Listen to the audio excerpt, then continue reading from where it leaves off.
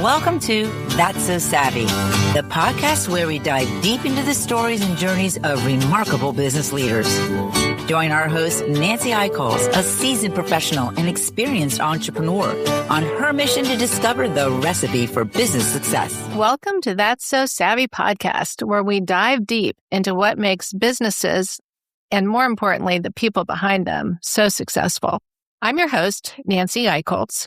I'm a serial entrepreneur, a former brand marketing executive, nonprofit leader, and the founder of That's So Sweet and Nan Cakes.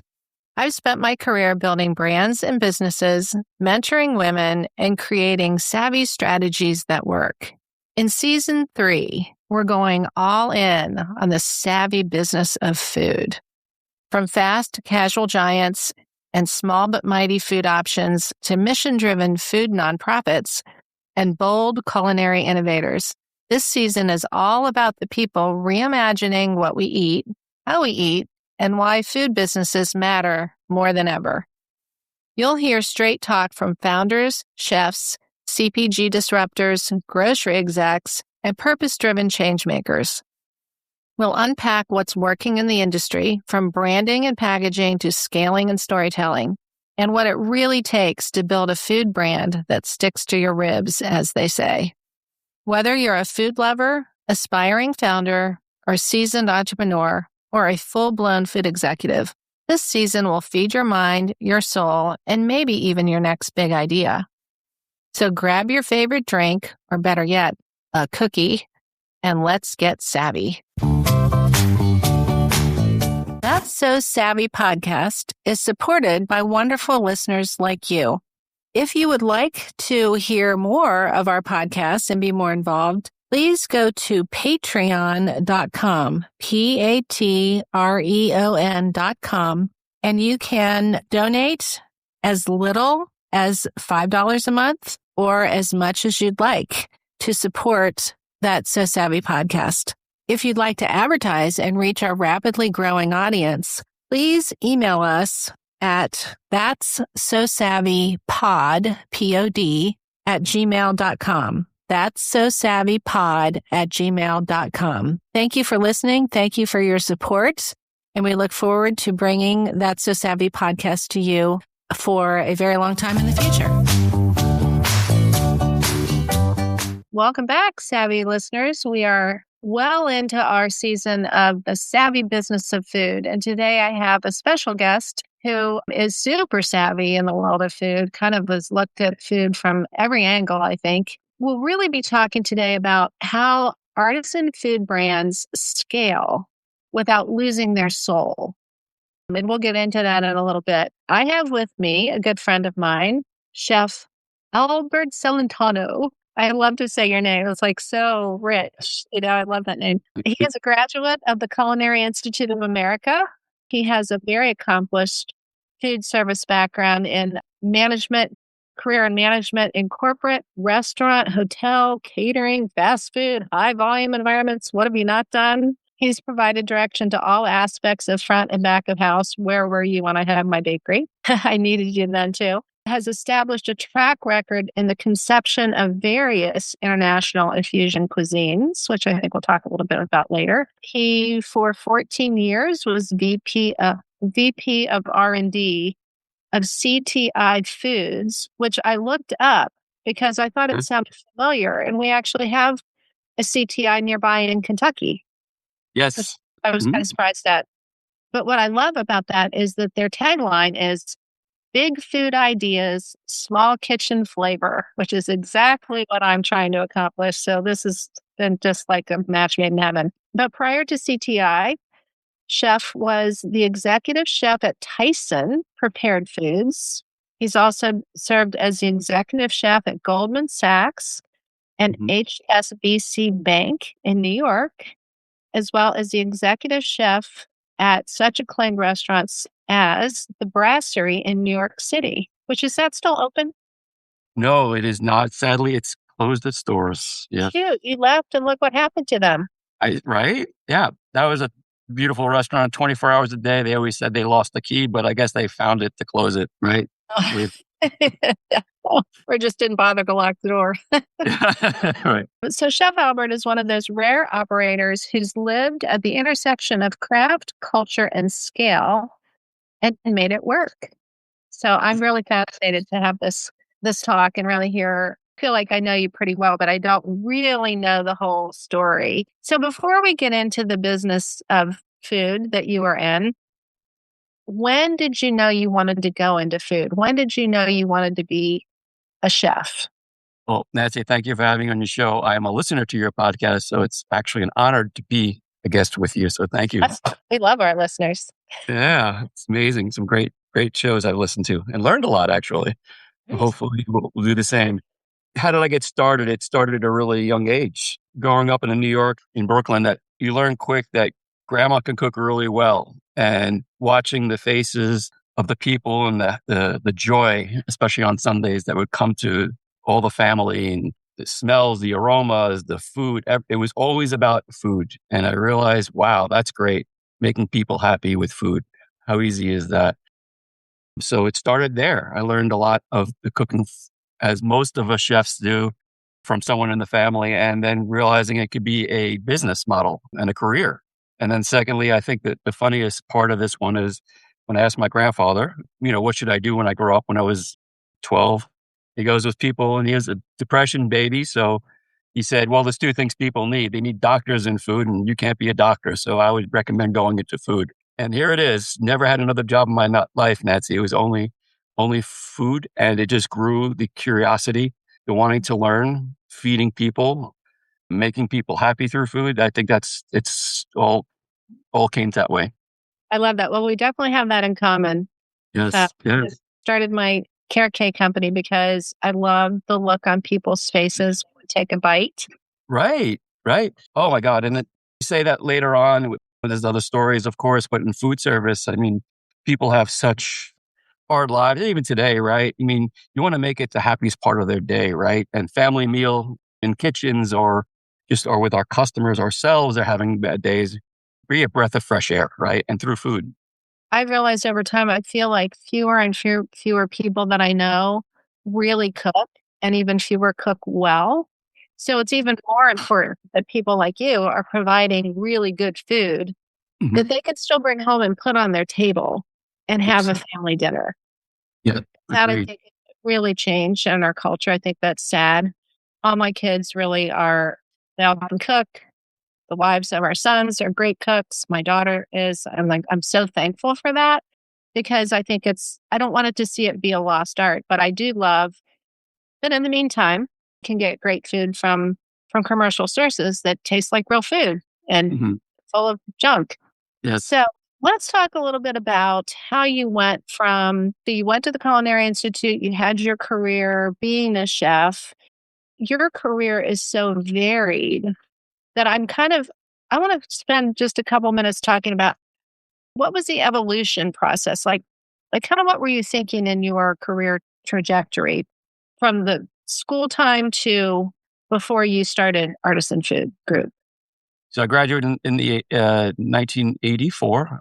Lucky enough to move back to New York. Learned a lot of great basics and great skills from the culinary. And I'm still actually an alumni council member. We do a lot of good things for the current kids that are trying to go to school there. Moving back to New York, it was great that I work with all these traditional chefs. Right, we were lucky enough to work with from Danielle to Alain Saint Laurent's oldest chefs at the time coming from France. So that was learning traditional skills was super important to me. And as I grew and got older, I worked for Restaurant Associates, and it was a big restaurant group which became part of Compass that allowed me to work in all those different avenues and venues, starting with opening Cucina and Company. At the time was the Pan Am building, working under Chef Ed Brown, who is now the president of Restaurant Associates, was just given all these opportunities. The world was my oyster at the time. That we worked at the B&I accounts with Goldman Sachs and HSBC. We did at the U.S. Open, so it was great to learn all different ways of how food preparation and how a business can become. It wasn't just fine dining, but I believe that was important to me to learn that traditional style, where then you could bring it to any which way you like. That was my beginning learning from Compass till 2003. And when did you actually open Artisan Food Group? What year was that? We opened up, yep, right after CTI Foods, which was a great run there. 2017 was when we started. 2019 was I was full-time. When did you realize that you weren't, never that you were just a chef, but when did you realize that you wanted to transition from being a chef into building an actual food company? What was in your head when this all happened? Great question. It was my passion for food. And I believe that as I was working with CTI Foods, we were a custom manufacturer for all the big national accounts out there, from Yum Brands to Panera. We did a lot of great things. My mission at the time, coming from New York, was doing one plate at a time, now feeding hundreds of thousands of people at a time, make clean label products. So when that mission was completed and I felt good about it, there was a time where I'm like, okay, I want to go back to basics. What's my real passion? And decided to leave CTI. It was a great run. And decided, hey, what do I like to do? My younger son, Matthew, and I were talking about it because corporate was getting a little tougher, right? It's a little hard to work under type of stress. And I decided to open up a business that I was passionate about, which we started with was noodles, Asian products. That's where the passion stayed. I think if you're opening a business, then it's true. You have to find your passion, but there's a lot of other personality traits you need to really run a business as well. So that's how you start, at least. Oh, that's for sure. That's for sure. It's always great to have a great idea and a great skill set for your product, but you also have to be able to figure out how to run the business and how to work on the business and not always just in the business. Mm-hmm. And I think that's sort of a, I don't know, stumbling block for a lot of entrepreneurs, that just because you have an amazing product doesn't mean that it can be a business, and doesn't mean that you are the person to run that business. So impressive that you've got that whole package of skill set going on. Yes, I 100% agree. The first set of the revenues are really about the why. Why are you doing it? But then, as I heard once someone said, you have to be the owl. It's like, who's doing it? So as you ramp up and you build the contingencies, you're really 100% correct that you have to have others work on your business so you can keep on growing your business. So you can't do both. It's very difficult to do if you want to scale. It's really impossible. And I think the who part, I've never heard it said that way, but I love that. The who part, the team is so important. And I was just having a conversation yesterday with a former employee of mine who I'm still very close with. And we were talking about how critical that corporate culture is, or the company culture, team culture. And all it takes is one or two bad apples, or people who maybe they're not bad apples individually, but they just don't get your culture, to just poison the whole pot. It's so important to get 100%. 100%. You can read books that are on the shelves, or our own, to your point, people that we know or businesses we actually work with or in. It is sad that happens. Egos get in the way, people positioning themselves for the career instead of really working for the team. Part of our culture is not about just the talent, but the culture here, at least at Artisan, is the grit and curiosity. That's what keeps us going. Oh, and I've seen that. I love it. That's great. As you're helping brands get to market and commercialize and scale, what is a skill that a chef might not realize they'll need if they want to scale their business, or a business owner? Like, if I have a product and I come to you and I'd say I've been the one actually making the product, what's a skill that I'm going to need in order to scale that product? Like the person who's actually technically making the food. From a chef's point of view, I believe that there's a lot of really, really talented chefs that are great for the a la carte business, building their brand. In Artisan, we do not have a brand per se. We work with others to make their brand or their product, right? So a lot of private label. Being a good communicator and listening to the pain points of your clients is huge. And I think from a chef's perspective, we think we know everything. And there's a point where you get humbled and you realize you don't know everything, right? The client knows their customer. The client is knee deep and entrenched with their brand. You really have to now take a step back, listen, and then create product, right? I think until you know it, the learning curve is over, and then you could actually help and maybe help support as well. Chefs are we have some great attributes where if a house is on fire, I want a chef to go find me, right? They're really good at getting things done. But at the end of the day, we really have to be better listeners as well. I think that's really important. And organizational skills too. We're used to being such a reactive world. Once I went to the corporate side, you realize, oh wait, you can be proactive. You can think things out. You can take time to learn and then have that curiosity. When we're thinking about scaling an artisan brand without killing it, without losing its soul, artisan and scale are often treated like enemies.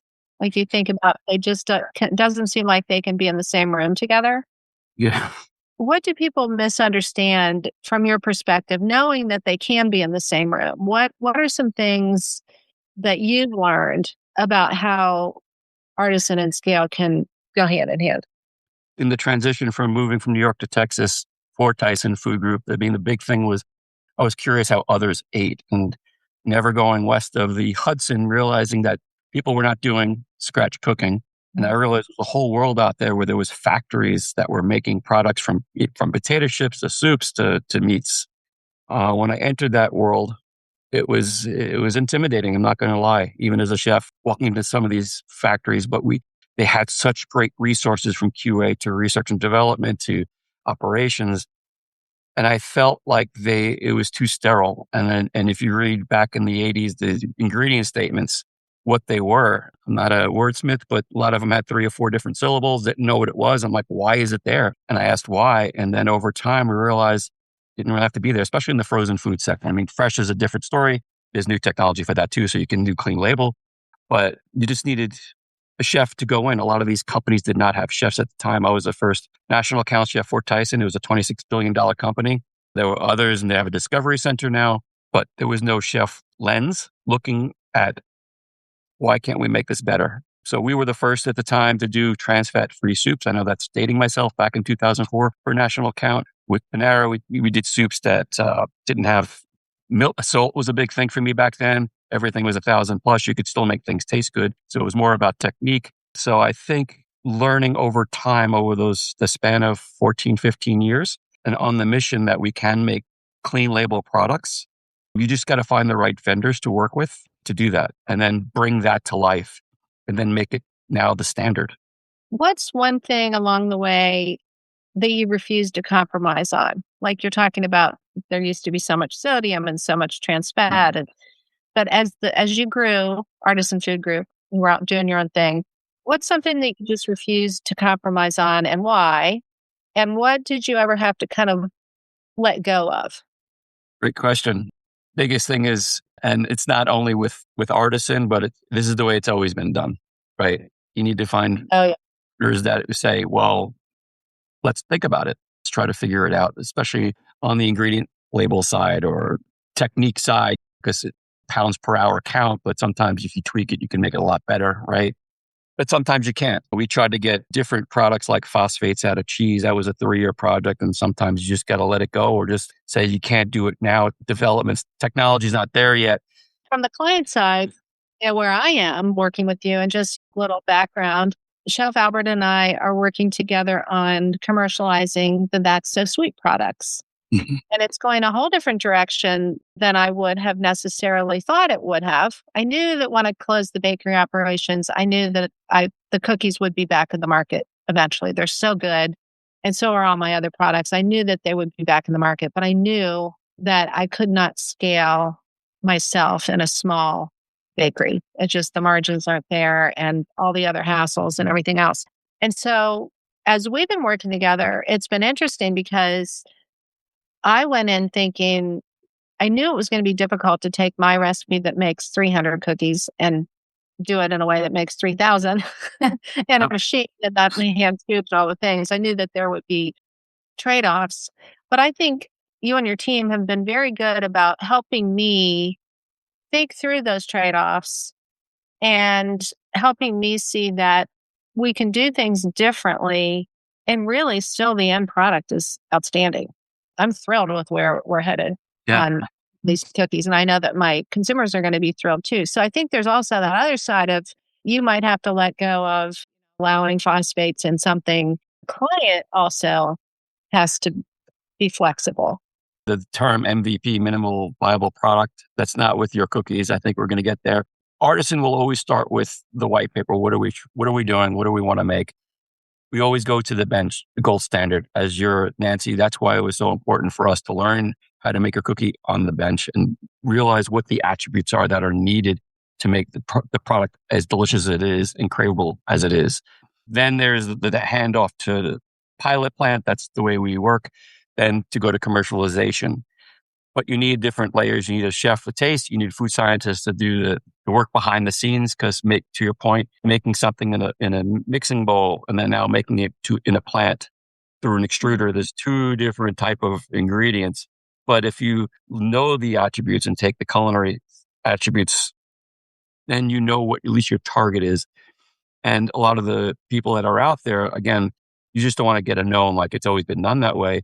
When you find people that are willing to learn and heck, now you realize, wow, we can make something a homemade look and still make, to your point, 3,000 cookies at a time. You just can't give up on the fight from an R&D perspective. You just got to keep on going and just keep on plugging away until excellence is made, right? That's you always want to go to that gold standard. That's our critical point.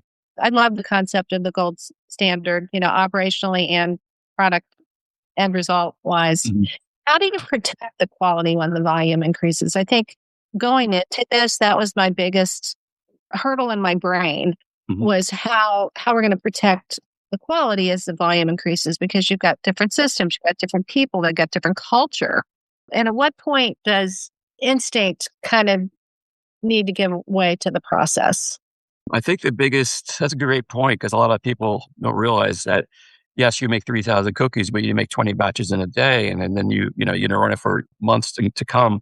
You have to be really close to the product. You really got to make sure that the formulation, the recipe that you work on, it's time and temperature, and people don't sway away from that. So you have to have a very resilient formula. That's the biggest thing to do. Make sure that you specify the ingredients so nothing changes, especially in the cookie. As you know, Nancy, there's different protein levels in flour. And if you use a cake flour versus a bread flour, it's not going to be the same texture, correct? Right. So you want to make sure that your co-manufacturer is doing that properly. And then retains. You always want to have certain cadence to make sure that you're getting products. You want to make sure you're getting products that are from different runs to make sure that they're keeping to their standard as well. Formulation, and then retains, checking the product. And every once in a while, Nancy, one of the biggest things that I've learned doing commercialization is I'll always go back to you periodically, Nancy, and ask, let's make the gold standard again. And just to confirm that we are the guardrails to make sure we don't move from your formula, because the consumer will know. If you try to value added or cost optimization and all this stuff, it's important to always default to the gold standard to make sure that we're not going away from what we're planning to do, which is sell a great cookie.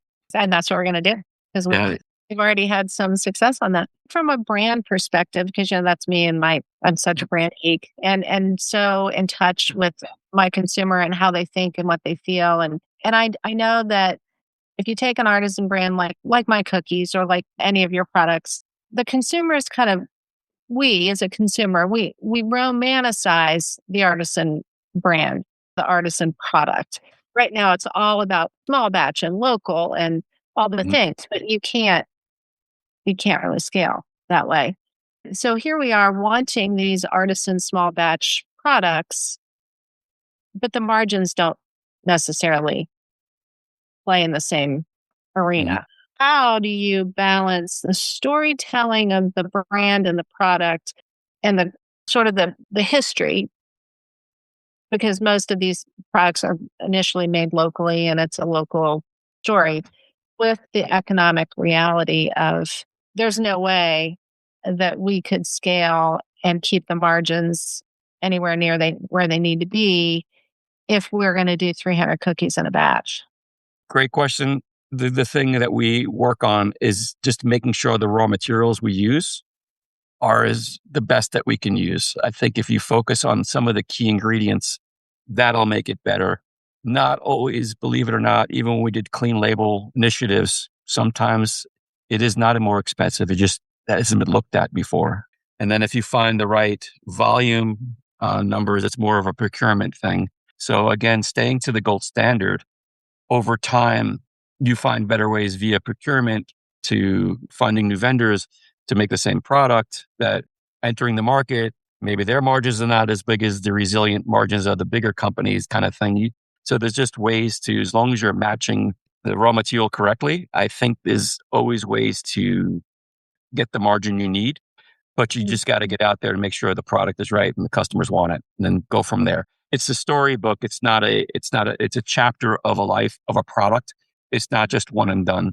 There's always research and development and thinking of how to do a better product via cost reductions and or new product line, right? After that's accomplished, that's where somebody like me comes in with the story, the brand background, the brand feel, what the consumer wants, reframing really that story with the production process. Yeah. I mean, we're behind the scenes, talking about roles and responsibility. That's my lane. That's how I'll go about it. So I'll think of marketing from an ingredient standpoint only, right? But there is more of the storytelling to your point. I mean, it'd be great one day, blue sky, of making a product. Again, it's flowers from one region, from fifth generation. You know what I mean? There's ways from a chef's point of view that we can do it. And sometimes it is not more expensive, right? So you just have to have the dialogue on what counts to your consumer, right? If that's the big thing, that's huge. And your demographics is different than your competitor possibly, right? So that's, once you hear what that is, then you develop towards it, right? Or it's an evolution, not revolution, as I say. Right. We think about how you've built your business and even in your past when you're working with other businesses. What kind of people thrive in an artisan food company like yours and who doesn't? And what are some hard leadership lessons that you've learned along the way? Oof. And we all learn our mistakes, right? So you can share your mistakes. Just we won't tell anybody. Oh my God. Yeah. I could tell you more of what I've done wrong than what I did right. And people make fun of me. I have a list of all the big mistakes I've made. And yes, I learned 2019, we did a really great job and we're in private label for big companies. And then COVID hit. During that time, it was a little quiet there. So that I really took the time for self-development. The chef thing we had, like to your point, you mastered that already. What else you got to master? And I realized, what do I really want to be when I grow up, kind of thing. The big thing, which we call like NDA, no drama allowed. We want to make sure that people are here for the team. You need team players, right? But you need people that are really good in what they do. No egos, right? You can't build an entrepreneur spirit team with egos, and you can't micromanage, right? You need somebody that can take the ball and run with it.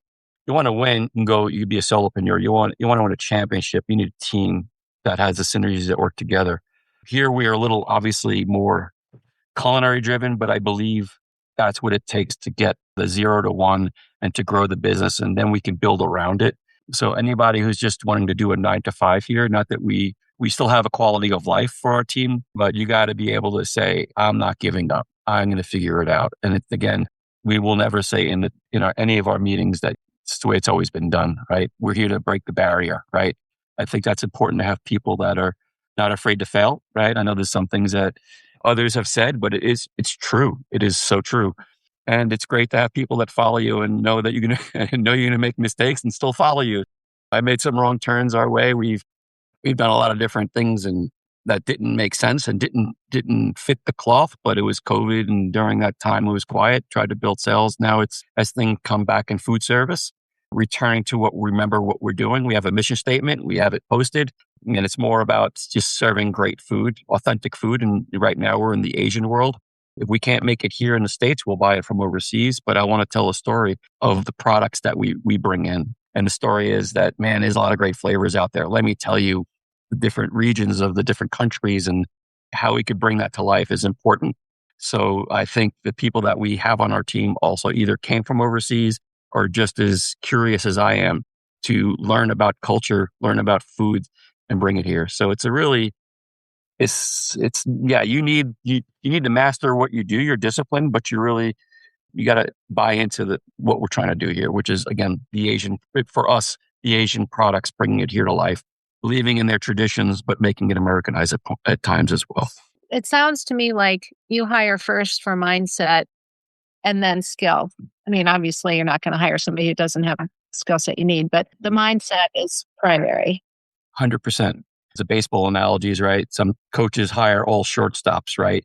Yeah, we just want people that are the best on their team. We could teach another skill set. We just need you want to be an overachiever, competitive. We're fighting against ourselves. It's not like we're fighting about a competition.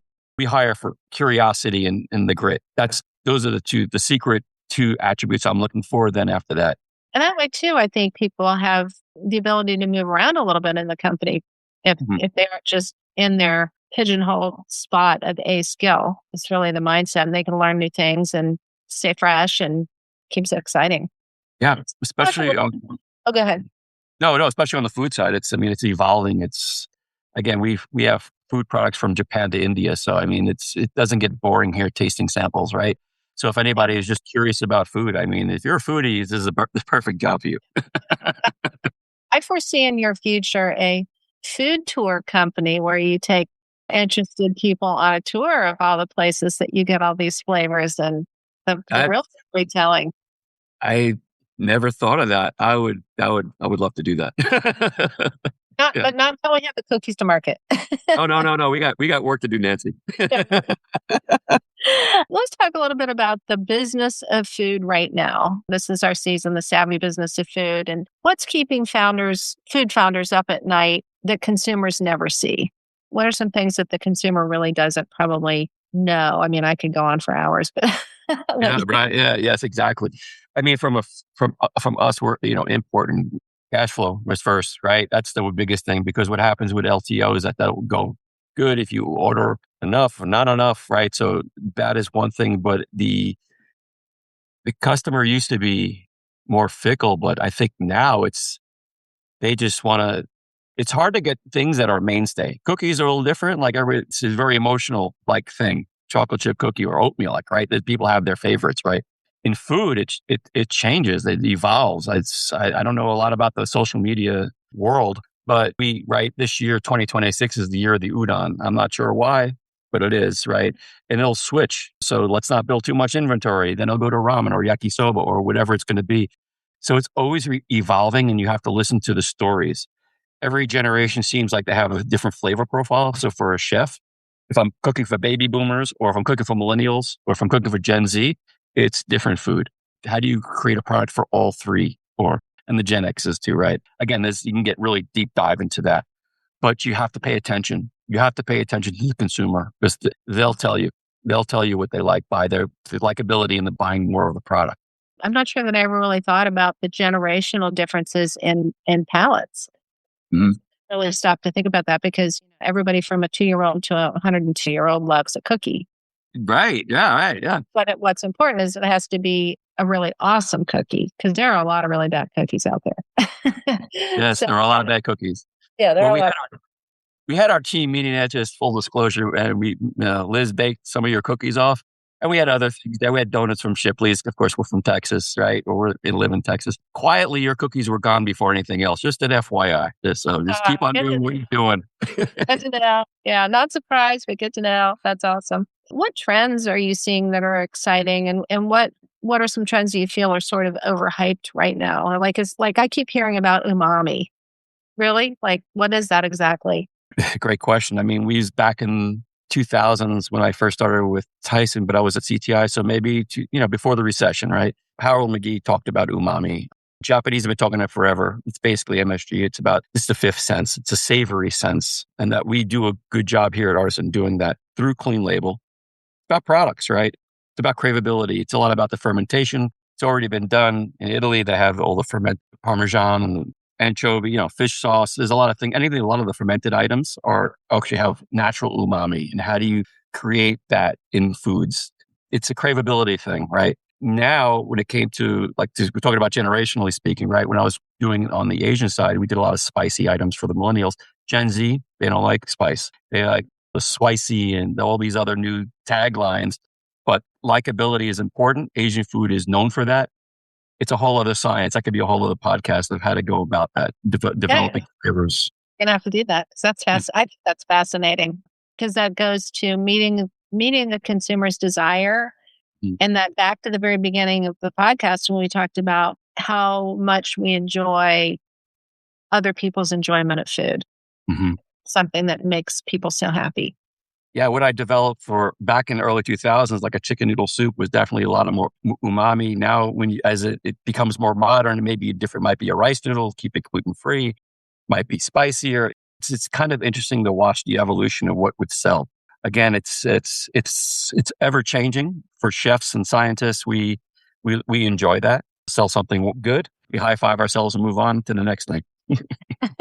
So, thinking back over your career, what's one really smart move that you made? You can give yourself a pat on the back, give yourself credit for that didn't feel like such a savvy thing at the time, or maybe it was a difficult decision, but it basically changed everything for you, or kept you on the trajectory of where you are now. Like, so what was that savvy thing?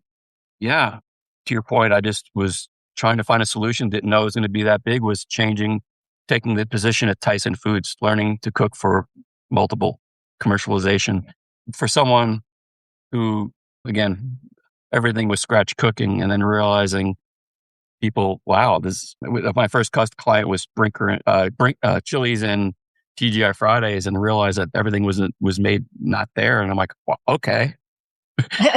So I made a lot of blunders, but that was the one that was definitely the smartest thing I did, and keep, again, those chef personality, curiosity to learn more and understand you're not the smartest guy in the room, and that, wow, just listen and see how it's done, right?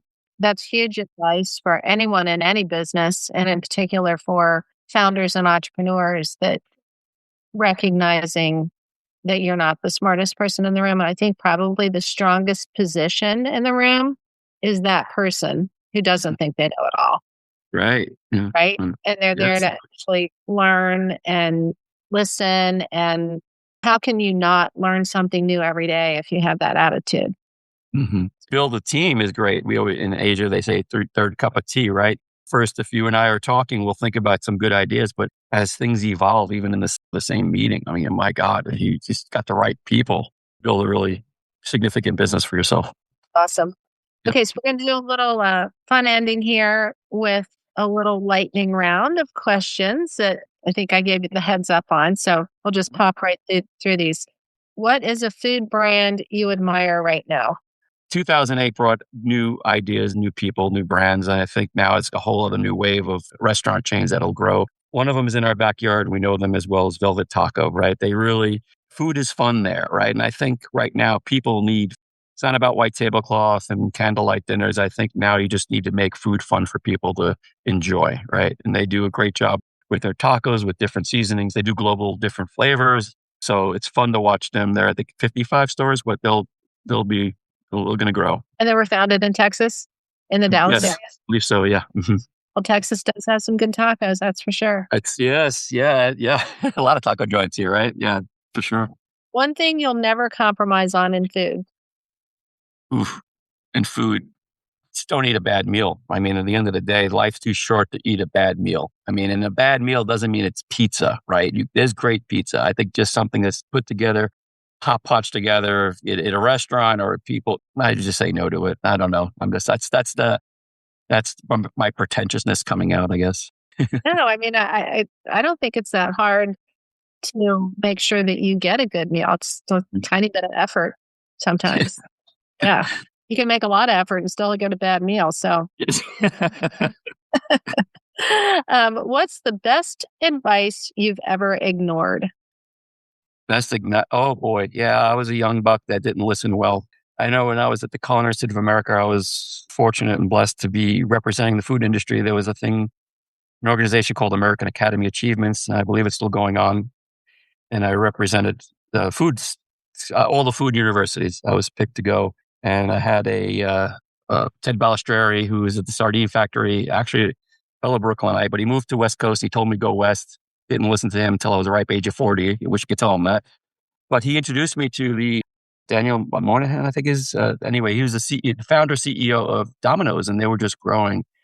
And my arrogant self, he was like, wow, you're a culinary grad. We're looking to open the Southwest. And this was in the 80s. So Phoenix wasn't really even built, from a food perspective, wasn't built. He goes, I'll give you the whole region. I'm like, nah, I know better food and better pizza in Brooklyn. So first I learned how to put your foot in your mouth really well on that one. So and the sad thing was, what do I do today? I make canned retorted products. I make pizza dough. We make all those things now. So shame on me for snubbing him. And yeah.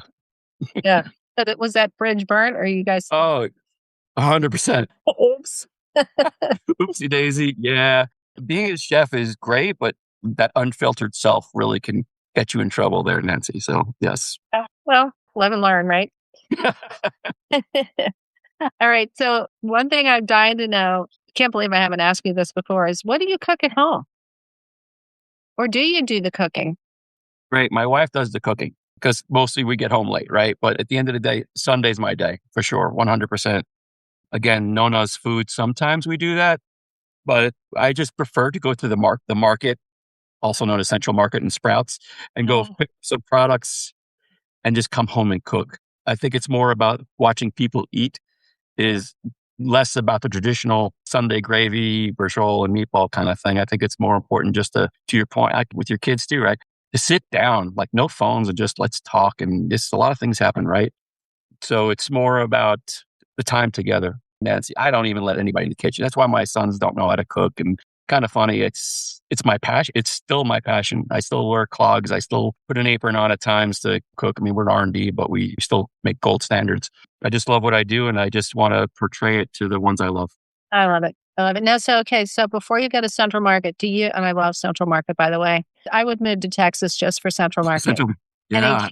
Just a rock star of a grocery.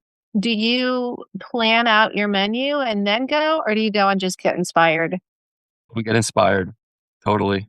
It's about just going in there. And I usually start in the produce, right? Because nobody cooks produce. There's a lot of protein. You can do anything, right? But it's really about the season, right? When I lived in France with my wife, we learned about that. Like, you're not going to eat strawberries in December, right? I mean, we do now, but that kind of like, okay, it's vegetables. It's October. We're going to roast them. Springtime, yes, we're going to go buy fiddlehead ferns and snow peas. And I like to do it that. It's emotional attachment. But yeah, we never know until we get there. I never know until I get there, for sure. Okay, well, I'm inviting myself to Sunday dinner one of these days. Then Please, welcome. I'll bring desserts. How about that? Absolutely, yeah. So I think the only thing we really didn't talk about is you are really involved with an event that supports students in the culinary world. And I love the title of it, Run for Your Knives. Absolutely. Yeah. Tell us a bit about that. That's great. Yeah, as an alumni council member, one thing I think for entrepreneurs too, we're not totally at the mountaintop, but you just always give back. Remember where you're from. Stay humble, right? I think that's a big, important part of it. So once I work with the Research Chefs Association, that's how I found the position at Tyson. And then we did a lot of raising money for that. But at the Alumni Council, Culinary Institute of America, we have a race called Run for Your Knives. I didn't found it, but I run it now. And what it is, it's kind of funny. And typical chefs, nothing's formal, right? It's kind of fun. And why is it fun? You have to run a race to get the scholarship, right? So it's a 5K, not a big one. You can walk or run. So it's about health and wellness, right? Because chefs, we're not good at that at times. And then how is it picked? You don't know you're going to win it until you run the race and you get a ticket. It's like a carnival. You put all the tickets in a stock pot, right? So we had Kikkoman and all these other big players, and including Artisan Food Group everybody would give these money out. You don't know who you're giving the money out. So you have to be there to get it. So you call a number and all of a sudden it's like the price is right. Whoever wins, it has to come up stage and take it. But Nancy, the funny thing is, besides that, there's great stories. There's a lot of, especially the chef world. The last winner from Artisan, she's from Cleveland. She's at school. She's going to work to help get money home. It's, some really endearing stories, but they have to write a thank you letter. We make sure before they leave the stage, they write thank you letters. So we're also trying to teach them how to be human to a sort, right?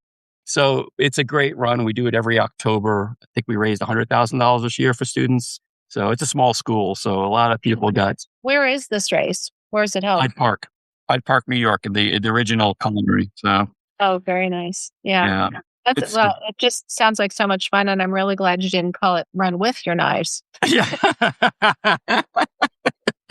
Oh, it's funny. Yeah, we have the San Antonio here, of course. So we do that now, but now as business is getting better out of the COVID years, we're going to do some stuff in San Antonio. They have and it's growing there, their enrollment. So we're going to the plan is to do a cook-off, right? Asian cook-off. So we're going to do some fusion down there. It's very Latin oriented on their demographic.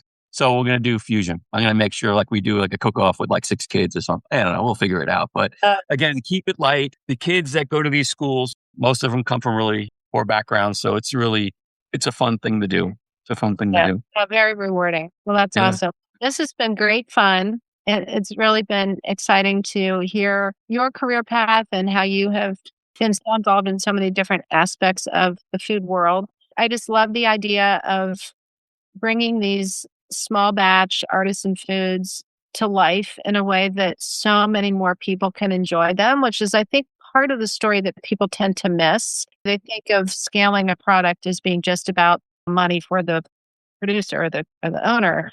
And the reality is it's how to get your amazing home done small batch product onto the palate of so many more people and still have the highest quality that you can possibly offer, right? 100%. We stand by that mission. That's our mantra. Yes.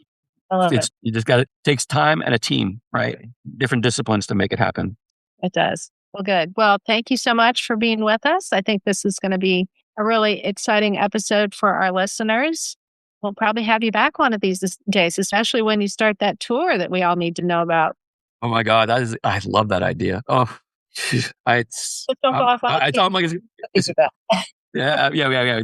First things first, right? Prioritize. Another thing you learn as a chef, you got to prioritize. Well, thank you for having me. It's been great. I hope that your listeners get some ideas. And entrepreneurship is a great thing. But to your point, sometimes you do savvy things. You just don't know it at the time, but run with it, right?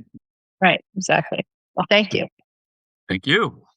Thanks so much for tuning in to That's So Savvy podcast, The Savvy Business of Food. I'm Nancy Aichholz, and I hope today's episode left you happy, energized, and maybe even a little bit hungry for more.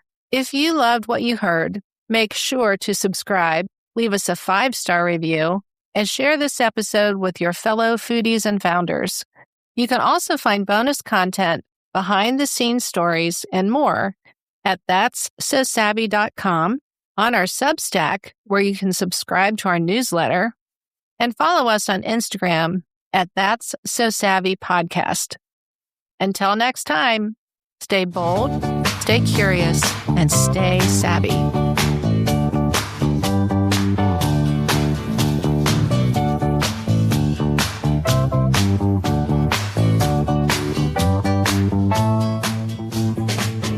That's So Savvy podcast is supported by wonderful listeners like you.